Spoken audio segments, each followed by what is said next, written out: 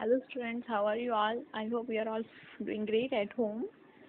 So today we are going to start with the third topic in your chapter, which is different routes through which federations can be formed. In last video we have seen the features of federalism. So here we will be seeing that how the balance between center and states it can be different in the different countries or in different federations, and what can be the reason behind that. Okay, so let us get started. Basically there can be two routes through which federation can be formed, or you can say there can be two methods through which federation is formed. Okay, so two aspects are crucial, first of all, for the institutions and practice of federalism. For any institution and for federal federal countries also, there are two aspects which are very crucial, very important. First is the mutual trust between the government of different levels and agreement to live together. First of all, so there should be trust between the center and the state, or between amongst different states. There should be mutual trust on each other. And second, there should be agreement to live together. States should not tend to live independently or form different nations and all. So this should not be there. This is the very basic for any federal unit, that the different levels they should have mutual trust, and second, there should be agreement to live together. So if these two are there, then federations are successful, and there can be two methods through which federation can be formed. So let us see what are these two methods. First is the route involves independent states coming together on their own to form a bigger unit. This kind of coming together federation is formed in USA, Switzerland and Australia. I'll just show you here. So smaller units are coming together, right? Let us see these smaller circles. These are the states.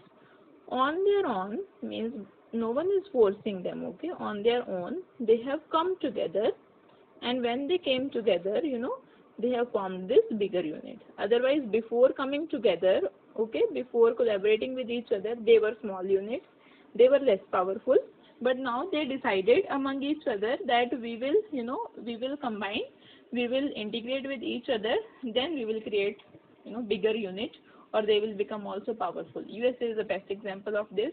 All those 50 states of USA, few right now say 52 also because of Colombia and Puerto Rico, okay, whatever, 50 or 52.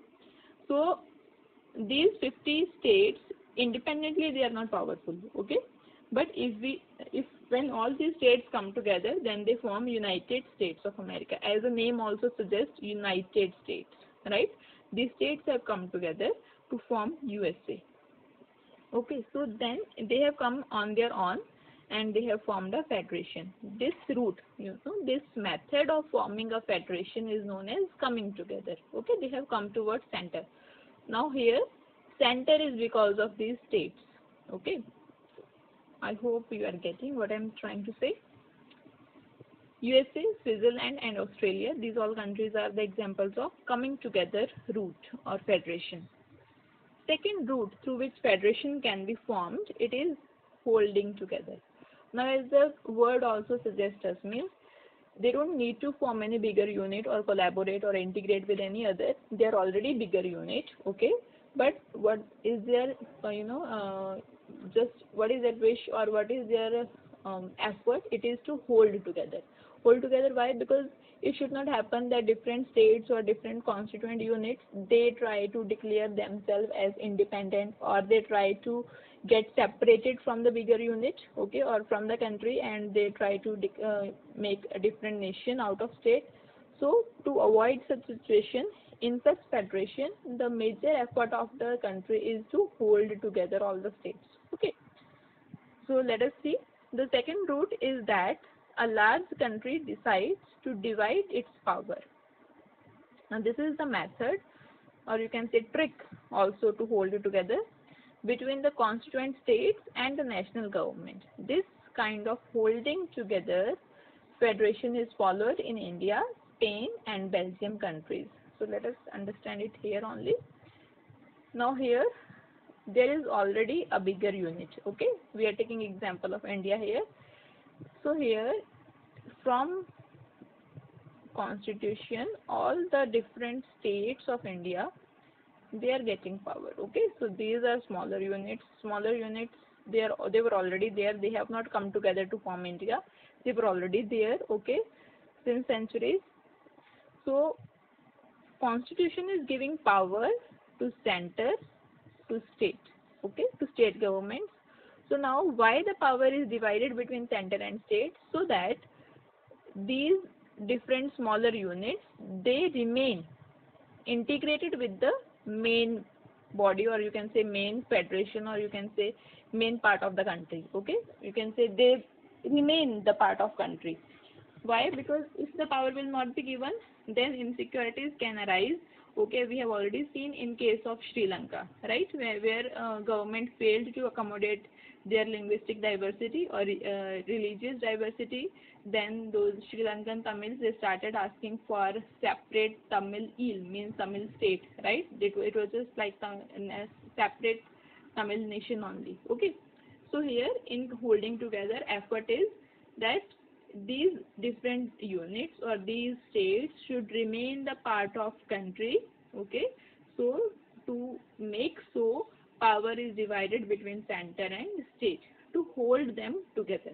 Okay, because if power will not be divided, if there will be imbalance created, then there can be conflicts can lead to wars, and war can result to partitions, right? We have already seen in case of India as well, right? So here in the first federation, in this one, in coming together, center is, or you can say federation is because of states. But here in holding together, these states are because of federation. Okay, they have power when they are the part of this center, or you can say when they are the part of this country. Okay, I hope difference is clear to you. Now difference question also comes for 3 marks, that what is the difference between holding together and coming together federation. First difference, so we have already seen their root. Okay, so you can write it as the difference, that independent states, they are coming together on their own to form bigger unit. Then here in holding together, large country decides to divide its power between constitutional units and center. Okay, here they don't need to form bigger unit. If you notice, the first word is large country. Okay, it is already a large country. They decide to divide the power between center and state. Second is increase scrutiny by pooling sovereignty and retaining identity. Now what does this mean? As we have taken example of USA for holding, coming together. So now let us say there are 52 states right now in USA. Okay, so these 52 states, they retain their identity and sovereignty by pooling sovereignty. How they do so? Now in USA, the system of legislation or administration or justice or judiciary, you can say, it is not same as India, because both the federations are different. In India, we have all centralized, right? Central means there are different levels. There is parliament, right? There are, then each state also has legislative assembly, then local government also we have, right? In the same way, we in judiciary also in the same way we have Supreme Court, then High Courts, then local session courts and all. So in the same, but in USA it is not so. Each state have their own Supreme Court. It is not so that there is one court which, Supreme Court, which is tries listens to all the cases of all 52 states of America. It is not so. They retain their identity. Okay, as in India, if you go from one place to another, means from one state to another, you don't need any passport, right? But you need to carry in, if you're a citizen of USA, you need to carry your passport if you're traveling from one state to another state. Okay, so they pool their sovereignty, means by doing this, what happens, these different states, they try to remain sovereign, means independent of control of each other state, and to also retain their identity. But here in holding together, center is more powerful vis-a-vis the states. You will be seeing later in the chapter that how center is more powerful. We said that when we were defining federalism, that they have their own jurisdiction, right? The subjects on which state can make law or on which center can make law, these subjects are different. But if we see overall, then center tends to be more powerful than state government. But here it is not so. All the states are equally powerful. This is the third difference. All constituent states have equal power. In USA, all the states, okay, they have equal power. There is nothing like center and state. But in holding together, constituent units of federation have unequal powers. Now, recent example of India we can give of Jammu and Kashmir, right? It was having the status of special state. There are around 11 special states which are given the status of special states.